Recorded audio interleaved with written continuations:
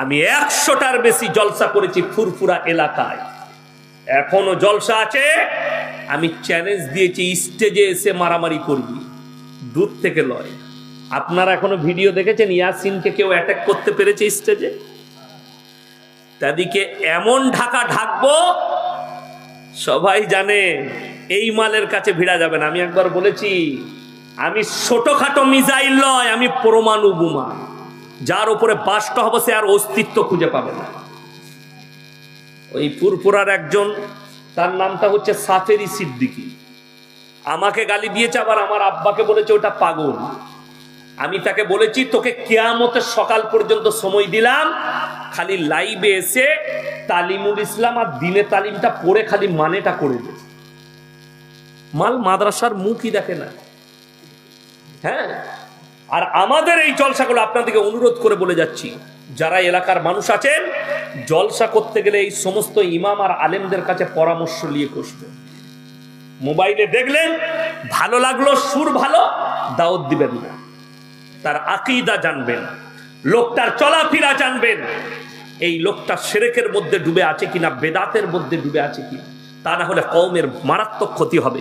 আমি হুগলি ডিস্ট্রিক্টে মসজিদে শুয়ে আছি, টাইম হলো, আমি আর পর প্রস্রাব করে মুখে হাতে পানি দিয়ে যাচ্ছি, আর আমার থেকে বয়স কম অনেক জুনিয়র বায়ান করছে, 24 পরগনায় ঘর, মাদ্রাসায় কদিন পড়েছে জানি না, কিছু জানে, এমন একটা বক্তব্য দিচ্ছে যাটার দ্বারা কোরআন বিরোধী, রসুল বিরোধী, এমনকি আল্লাহ বিরোধী। আচ্ছা, কেউ যদি আল্লাহ বিরোধী কথা বলে তার ঈমান থাকবে?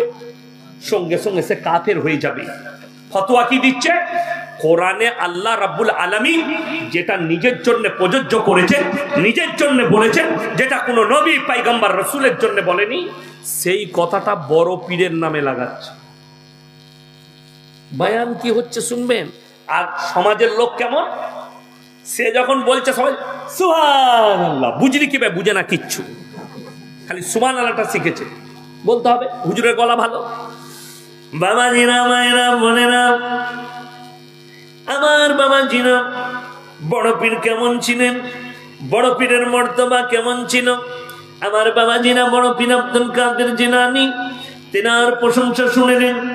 তিনি এত বড় পীর ছিলেন, এত বড় পীর ছিলেন বাবাজিরা, গোটা পৃথিবীর যতগুলো সমুদ্র আছে সব পানিগুলো যদি কালি করে দেওয়া হয়, আর পৃথিবীর যতগুলো গাছ আছে বাবাজিরা সেইগুলো যদি কলম করে দেওয়া হয়, আর যদি বড় পীরের প্রশংসা লিখতে পৃথিবীর মানুষ শুরু করে, কিয়ামতের সকাল পর্যন্ত বড় পীরের প্রশংসা লিখে শেষ করতে পারবে না।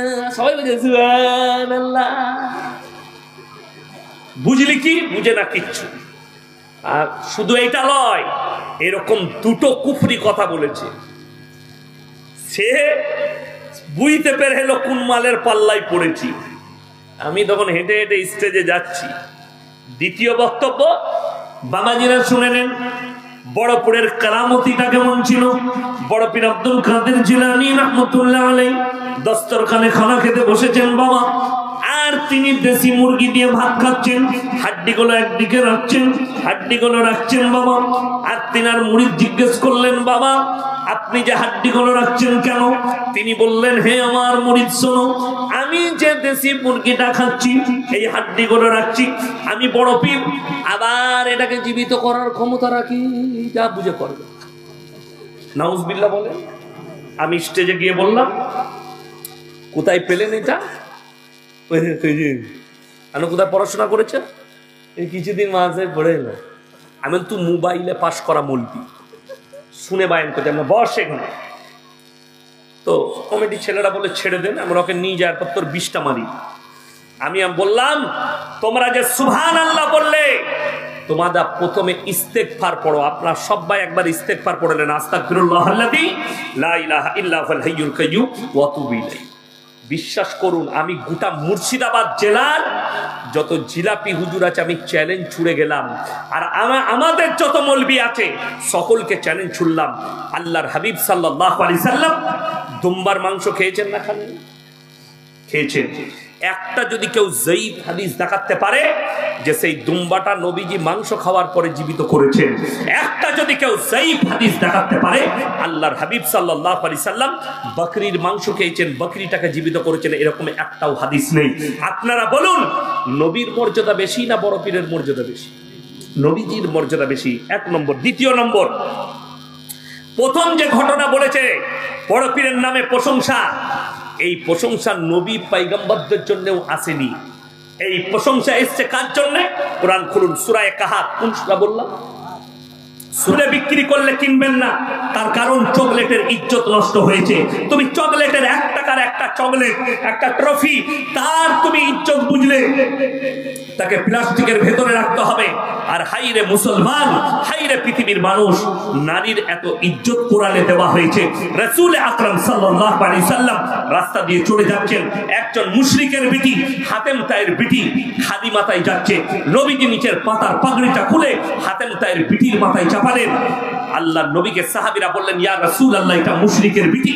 নবীজি ধমক দিলেন, হে আমার সাহাবীরা শোনো, আমি আল্লাহর নবী মেয়েদের মাথা ঢাকতে এসেছি, খুলতে আসিনি। জোরে বলুন সুবহানাল্লাহ।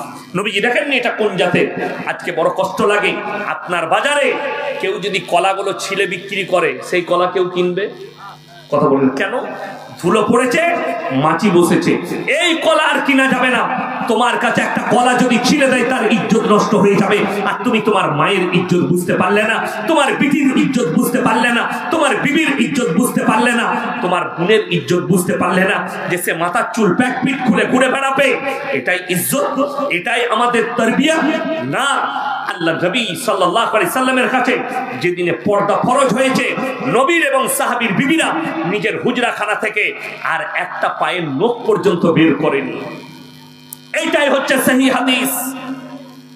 আজকে বড় কষ্ট লাগে, আপনি বলছেন, মৌলবীরা বলছে বাজারে নিয়ে যাওয়া যাবে না।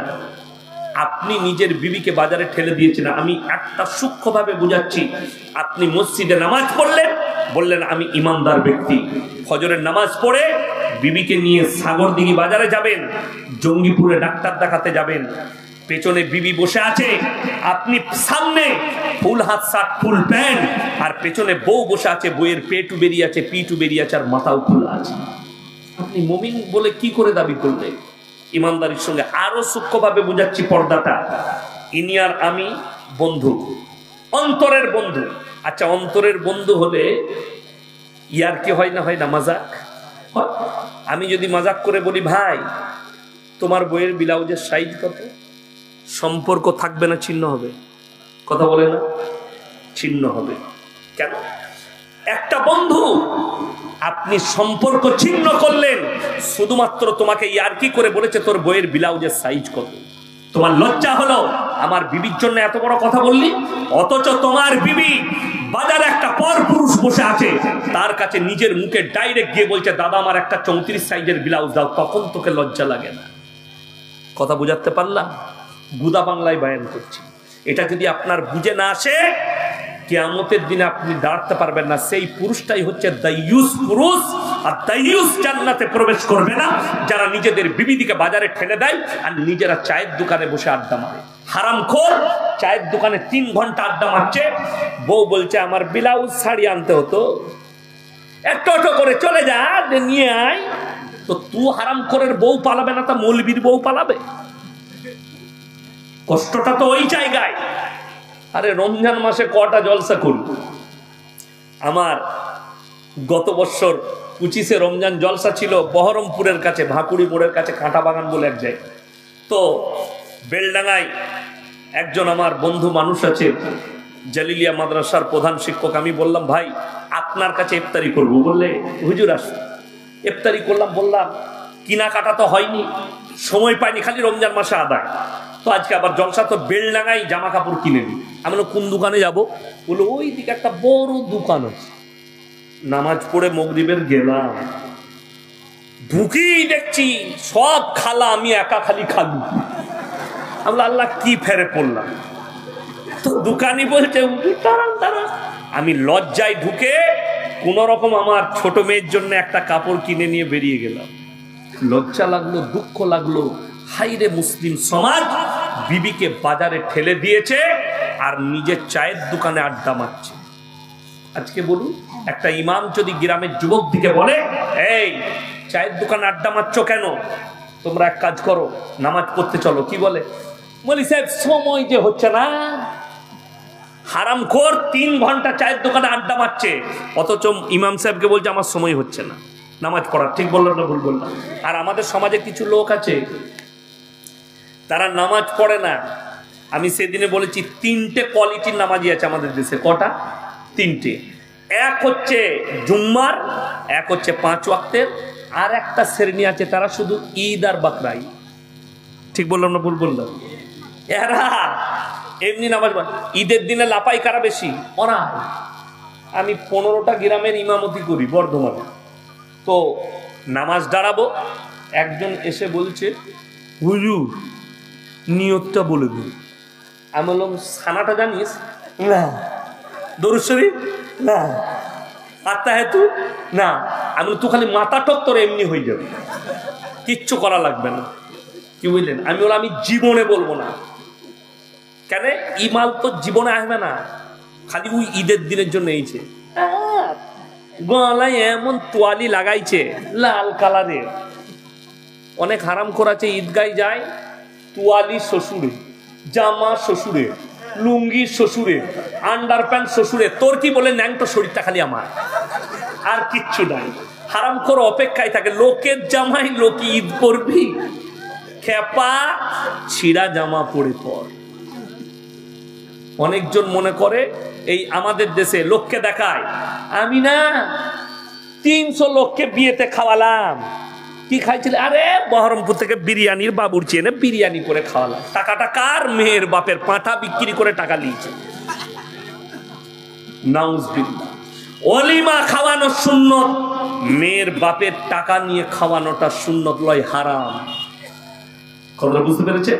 ওলিমা মানে আপনার ওয়াকাত নাই, আপনি 10টা লোককে দাওয়াত করে খাইয়ে দেন, একটা মুরগি জবাই করে আলু বসরে এনে খাইয়ে দিলেন, ভাই আমার ওয়াকাত নাই, খাওয়াবেন না, বাস এইটুকু, কোনো অসুবিধা নেই।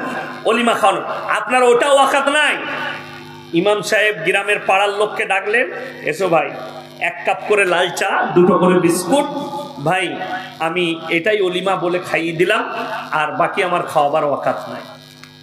ওইটাই সুন্নত আদায় হয়ে গেল। আমাদের দেশের সিস্টেম আমাদেরকে বলছে, মলি সাহেব আমি না আপনাদের কথায় আমল করেছি। এরপর কি ব্যাপার?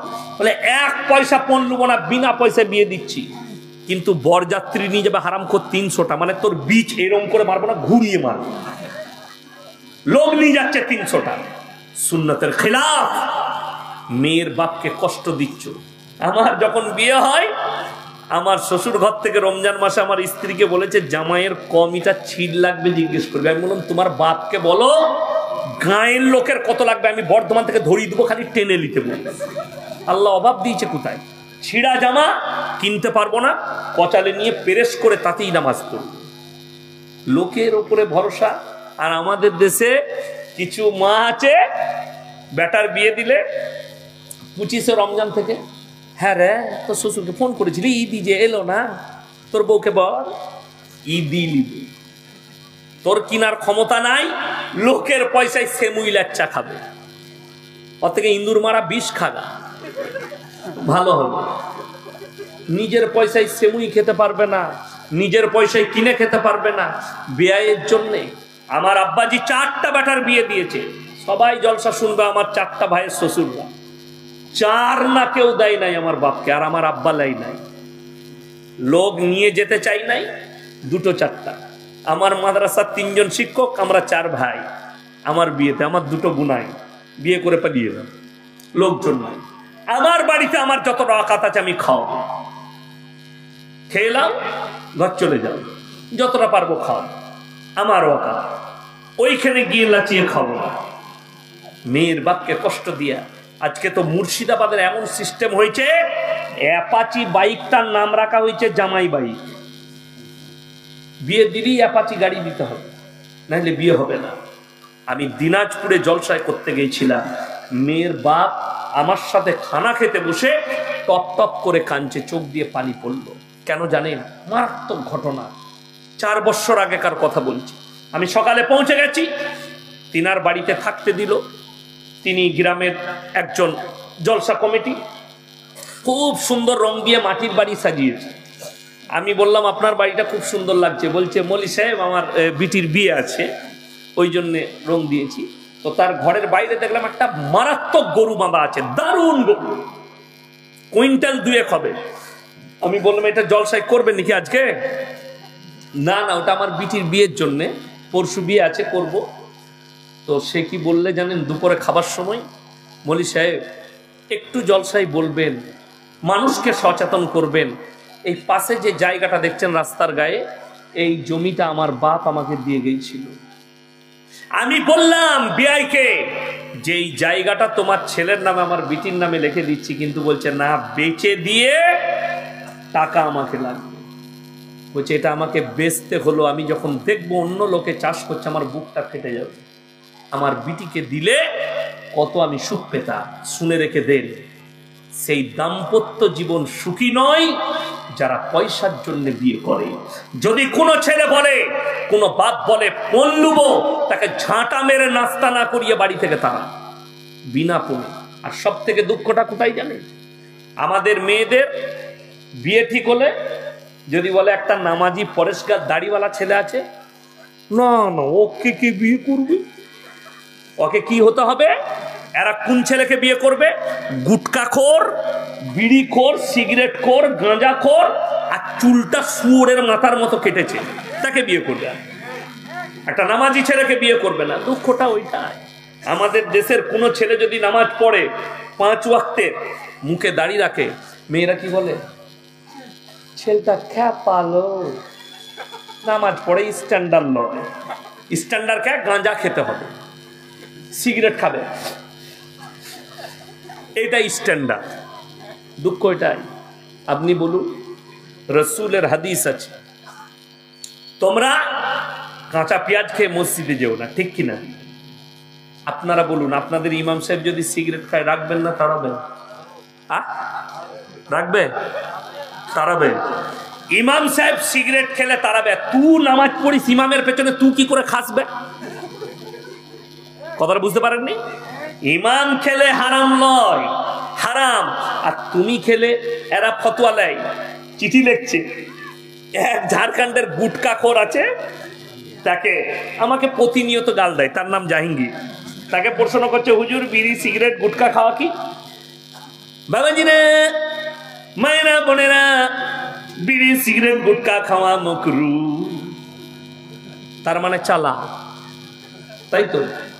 এই যে পানির বোতলটা আমাকে দিয়েছে পানি পান করতে, এটাই যদি লেখা থাকে বিষ মিশানো আছে, পান করলে মারা যেতে পারেন, এটা আর পান করা যাবে?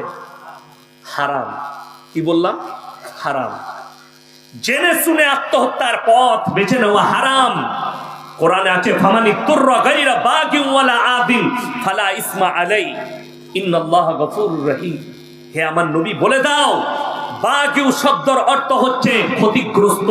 এমন জায়গায় পৌঁছে গেছেন কোনো খাবার নাই, সেখানে হারাম বস্তু আছে, অতটুকু খাবার আপনাকে জান বাঁচানোর জন্য খাওয়া জায়েজ আছে, ওই হারাম বস্তুটা। আপনার প্রাণের আল্লাহ কতটা মূল্য দিয়েছে? কাঁচা পেঁয়াজ খেয়ে মসজিদে যেতে নিষেধ করেছে কেন? আপনার দ্বারা যেন কোনো মুমিন ব্যক্তি কষ্ট না পায়। তুমি মুমিন ততক্ষণ হতে পারবে না যতক্ষণ পর্যন্ত তোমার কাছ থেকে তোমার প্রতিবেশী সুরক্ষিত নয়। অথচ দেখা যাচ্ছে আপনি কাঁচা পেঁয়াজ খেয়ে মসজিদে যেতে পারবেন না, আমল করলেন। আচ্ছা, সিগারেট গুটকা বিড়ি খেলে আতরের মতো সেন করে তো? বন্ধ করে না? ছেড়ে দেন। আপনি আমার পাশে 5 মিনিট নামাজ পড়বেন মসজিদে। ক মিনিট বললাম? 5 মিনিট, 6 মিনিট, তার বেশি নয়। আমি সরে গেলাম। সব থেকে একটা বিড়িখোর গুটকাখোরের কাছে বেশি সময় কে দেয়? তার স্ত্রী। তুমি তোমার বিবিকে জিজ্ঞেস করো, আমি যে বিড়ি খাই, সিগারেট গুটকা খাই, তোকে সেন্টটা কেমন লাগে? ও মনে মনে ভাববে, 8 পুরোর বেটা, তোকে তো ঝাঁটা মারতে মন যায়, কিন্তু করবো কি? তুই আমার স্বামী। কথাটা বুঝতে পারেন? এই যে বিবির কষ্ট মনের, এই কষ্টর হিসেব আপনি কিয়ামতের দিনে দাঁড়িয়ে দিতে পারবেন না। বিড়ি সিগারেট গুটকার প্যাকেটে লেখা আছে না নাই হানিকারক, ক্যান্সারের কারণ। আপনি জেনে শুনে আত্মহত্যার পথ বাঁচছেন, নিজের জীবনের ক্ষতি করছেন। আল্লাহর কসম, আপনি আপনার প্রাণের হিসাব দিতে গিয়ে ফেরে পড়ে যাবেন নামাজ পড়ার পর, তাহাজ্জুদ পড়ার পরও। ওই জন্যে এই ধরনের জিনিসগুলো থেকে আপনি নিজেকে হেফাজত করুন। জোরে বলুন ইনশাআল্লাহ। এই আনারুল বাবু পকেটে লং রেখেছে, লং। আমাকে বললে একটা লং চিবান, আমি লংটাও চিবাই।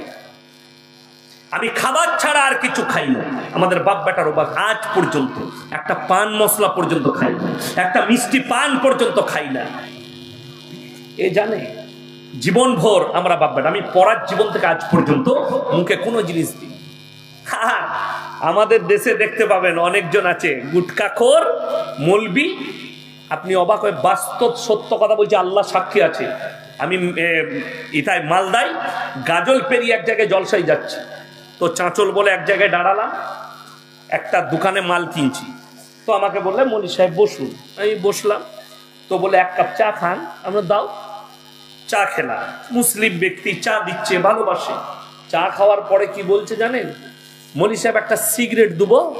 আমি শালা আচ্ছা ফেরতো, আমি বুঝতে পারলাম আর হুজুর সিগারেট খায়।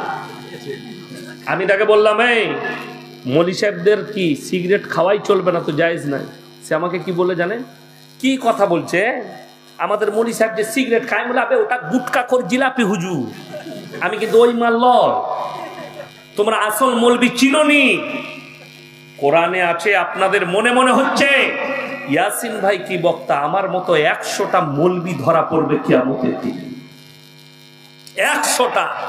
কোরআন বলছে সূরা বাকারা, ইন্নাল্লাযীনা ইয়াকতুমুনা মা আনজালাল্লাহু মিনাল কিতাব ওয়া ইয়াশতারুনা বিহি সামানান কালীলা উলাইকা মা ইয়াকুলুনা ফি বুতুনিহিম ইল্লান নার।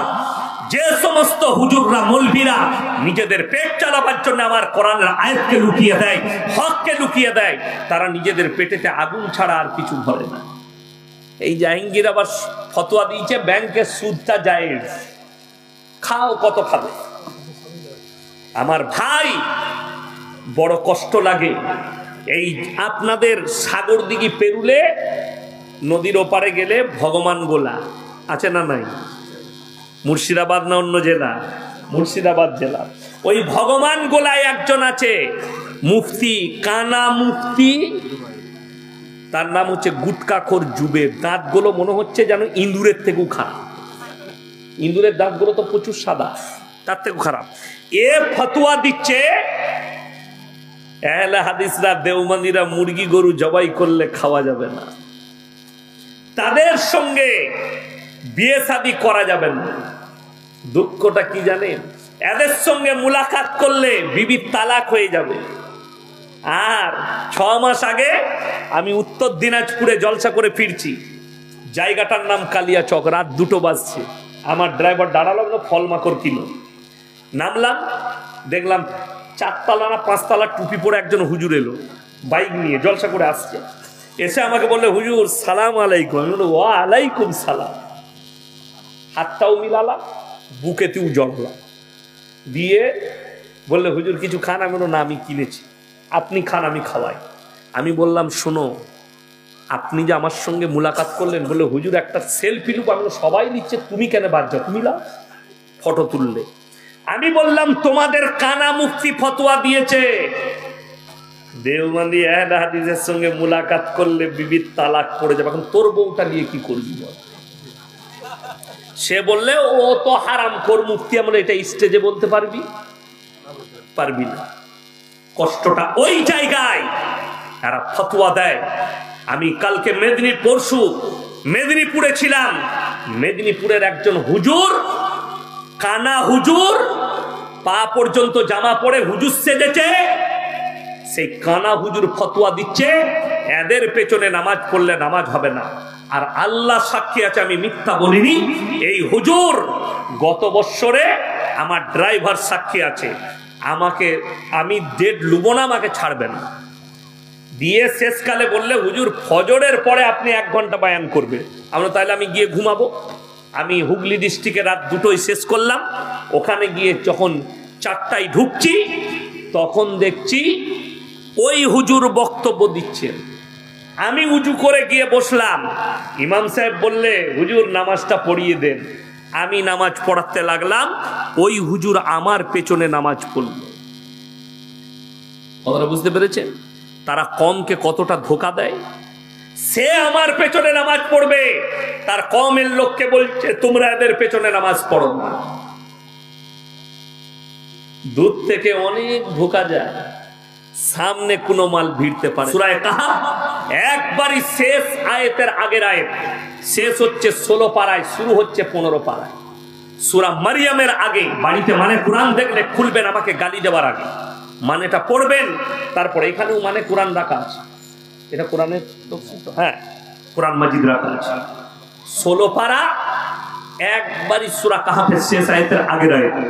কুল লাউ কানাল বাহরু মিদাদান লিকালিমাতি রাব্বি লানাফিদাল বাহরু ক্বাবলা আন তানফাদা কালিমাতু রাব্বি ওয়ালাউ জিনা বিমিথলিহি মাদাদা।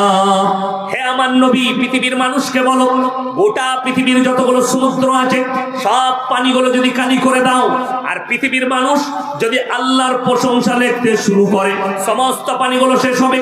আবার যদি তুমি অতটাই পানি দাও, সেগুলোও শেষ হবে। কিন্তু আল্লাহর প্রশংসা লিখে পৃথিবীর মানুষ শেষ করতে পারবে না। জোরে বলুন সুবহানাল্লাহ। এটা শুধুমাত্র আল্লাহর জন্য, কোন নবী পয়গম্বর রাসূলের জন্য বলেনি।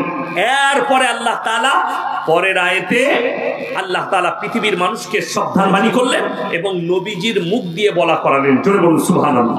কুল ইন্নামা আনা বাশারুম মিসলুকুম ইউহা ইলাইয়া আন্নামা ইলাহুকুম ইলাহুন ওয়াহিদ ফামান কানা ইয়ারজু লিকা রাব্বিহি ফালইয়ামাল আমালান সালিহান ওয়া লা ইউশরিক বিইবাদাতি রাব্বিহি আহাদা। হে আমার বিশ্বনবী, পৃথিবীর মানুষকে বলো, তুমি বলে দাও, কুল ইন্নামা আনা বাশারুম, আমি তোমাদের মতোই একজন মানুষ।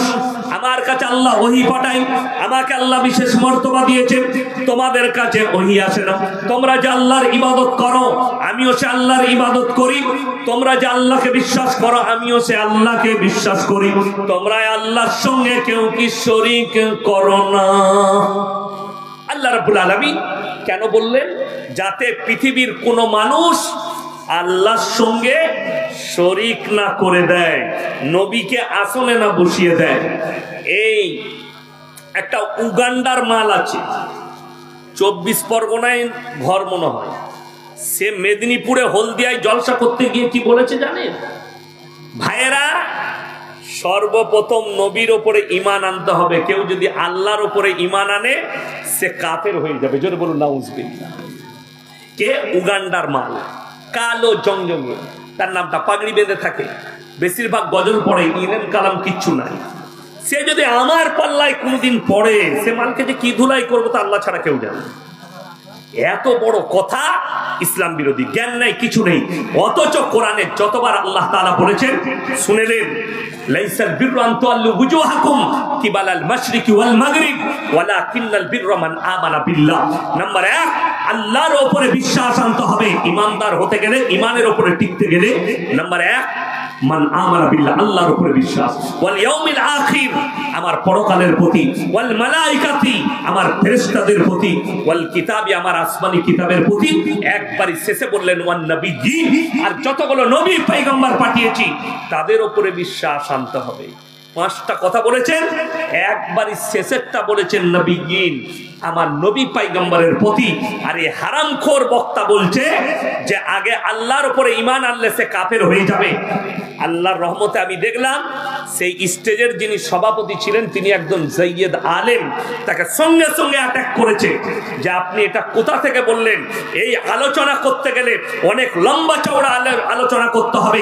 এই আলোচনা একমাত্র ইলমি মহলে করা যাবে, আলেমদের মহলে করা যাবে, বাইরে করা যাবে না।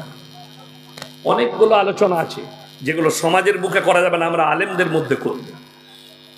আপনাদের জানা নেই, প্রত্যেকটা ভাই বলুন তো আজ থেকে নামাজ পড়বো ইনশাআল্লাহ? সবাই পড়বেন? জোরে বলুন ইনশাআল্লাহ। যারা নামাজ পড়ে না তাদেরকে নামাজের দাওয়াত দেন। আমাদের অনেক লোক বলে না, আমি নামাজ না পড়তে পারি, আমার মতো ভালো লোক নেই। আছে না? না, আমি নামাজ না পড়ি, ভালো লোক। কিয়ামতের দিনে দুটো রাস্তা হবে, একটা জান্নাতীরা প্রবেশ করবে আর একটা জাহান্নামীরা যাবে। আল্লাহ তাআলা কোরআনে বললেন, জান্নাতীরা ডার করাবে কাদেরকে? জাহান্নামের দিকে। ফি জান্নাতিন ইয়াতাসাআলুনা লিল মুজরিমিনা মা সালাকাকুম ফি সাকার, তোমরা আজকে কেন জাহান্নামে যাচ্ছ? তোমরা তো বলতে আমরা ভালো লোক, তোমরা বলতে ভদ্রলোক।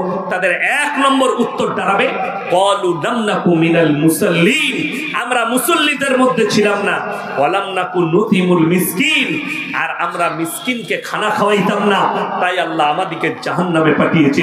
ওয়া কুননা নাখুদু মাআল খাইদিন, আর দাড়ি টুপি নামাজি মুসল্লিদের হাসি ঠাট্টা মাযাক করতাম, আল্লাহ তাই আমাদেরকে জাহান্নামে পাঠিয়েছে। ওয়া কুননা নুকাজ্জিবু বিয়াউমিদ্দিন, আর আমরা বিচারের দিবসকে মিথ্যা বলে মনে করিতাম, তাই আল্লাহ আমাদেরকে জাহান্নামে পাঠিয়েছে।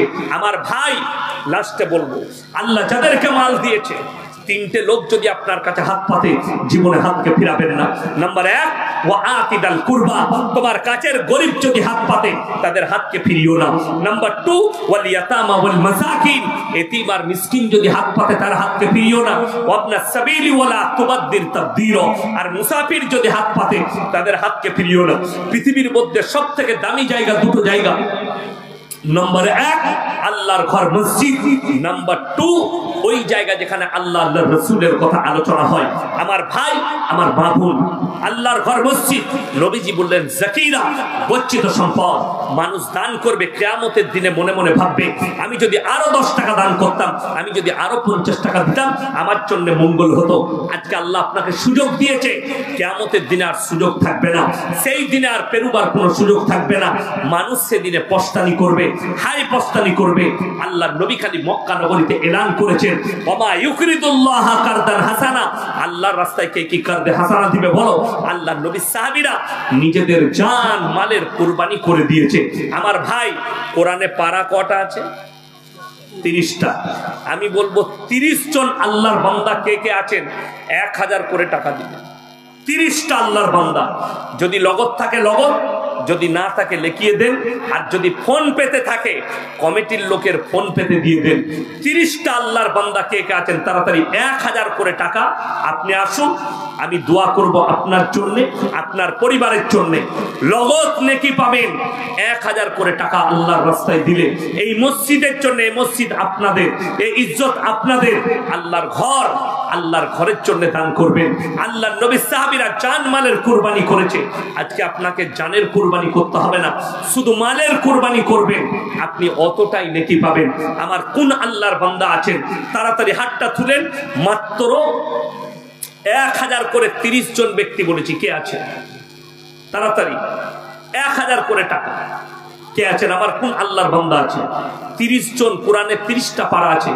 মায়েদের মধ্যে যদি কেউ থাকেন, পরে দিবেন, 1 মাস পরে দিবেন, 1.5 মাস পরে দিবেন, আপনি 2 মাস পরে দিবেন। মাত্র 1000 করে টাকা বলেছি, কে আছে?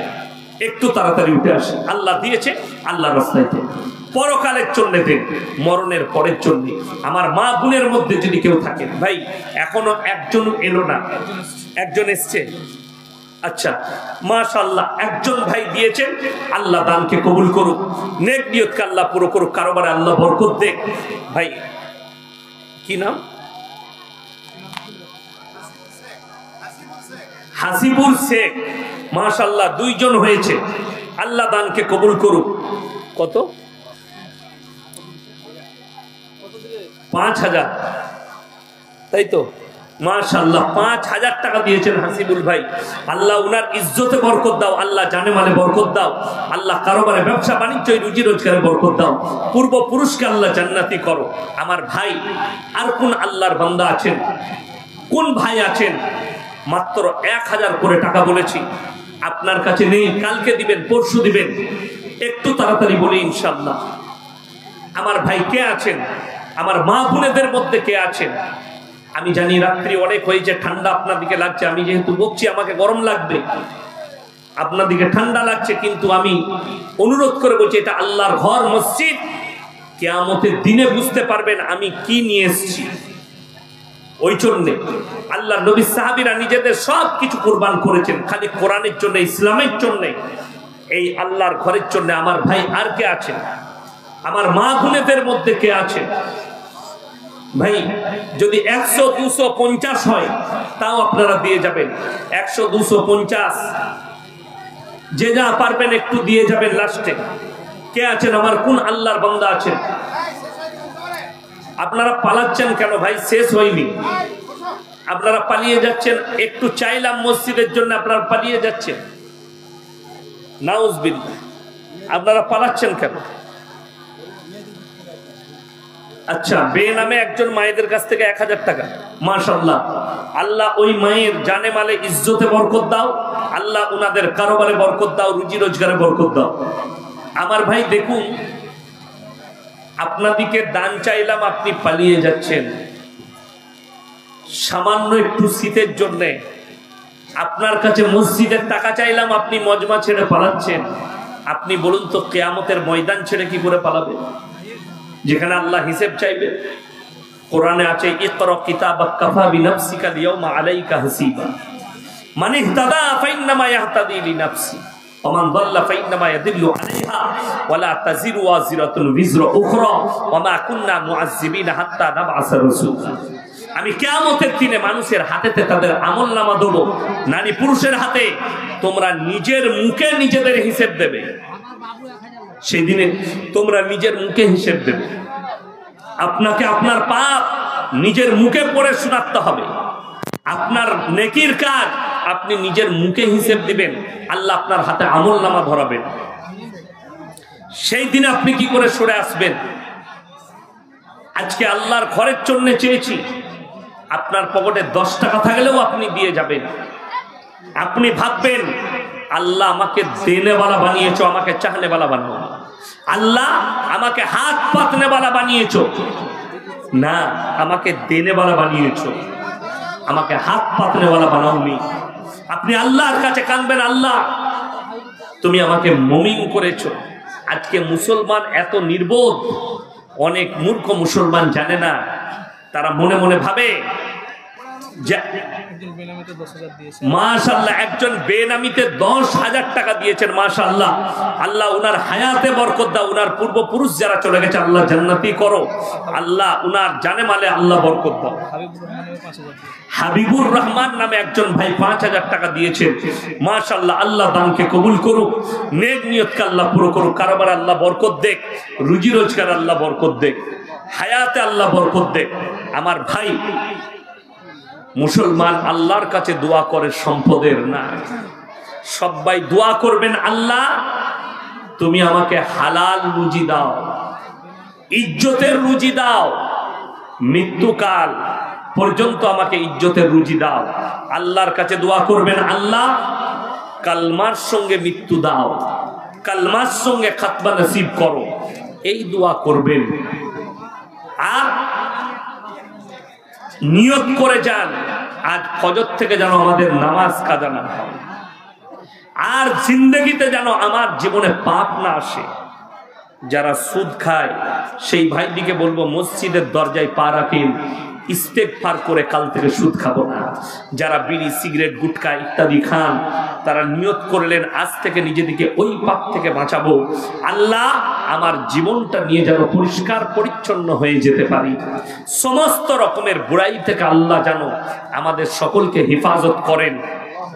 আমার ভাই, আপনারা অনেক দিয়েছেন এই মাদ্রাসা। আমি সর্বপ্রথম দোয়া করব, আল্লাহ এই জলসার সভাপতি সাহেবের ইজ্জতে বরকত দাও, আল্লাহ উনার হায়াতে বরকত দাও, এবং এই মসজিদের ইমাম